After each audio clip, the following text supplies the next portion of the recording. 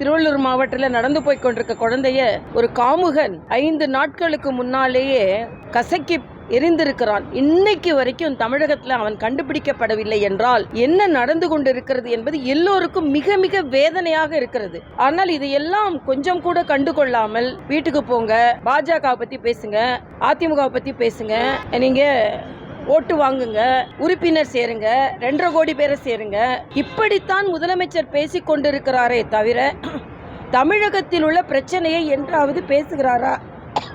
மிகுந்த வேதனையாக இருக்கிறது எனக்கு. ஒரு சின்ன குழந்தை அந்த வீடியோவில் பார்க்கும்போதே நம்மளுக்கு ஐயோன்னு இருக்கு.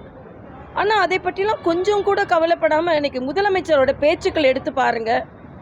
எல்லாமே எப்படி 2026 ஓட்டு வாங்கலாம், எப்படி 30% சேர்க்கலாம், என்ன பிரச்சனை, என்னைக்காவது தமிழ்நாட்டில் உள்ள பிரச்சனையை பேசுகிறாரா? அப்படி பேச ஆரம்பித்தா உடனே உத்தரப்பிரதேசம் போயிடுவார், இல்லைன்னா மத்திய பிரதேசம், இல்லைன்னா ராஜஸ்தான், எங்கெல்லாம் பாஜக ஆளுகின்றதுன்னு ஒரு குறிப்பு வச்சுட்டு ஆனால் அங்கே போயிட வேண்டியது. தமிழ்நாட்டில் 5 நாளாகியும் நேரடியாக சிசிடிவி கேமராவில் பிடிப்பட்ட ஒரு நபரை பிடிக்க முடியவில்லை என்றால் என்ன ஆட்சி நடக்கிறது நான் கேட்குறேன். இதில் வேற ஒருத்தர் வீட்டுக்காக போய் 10 நிமிஷம் பேசணுமா?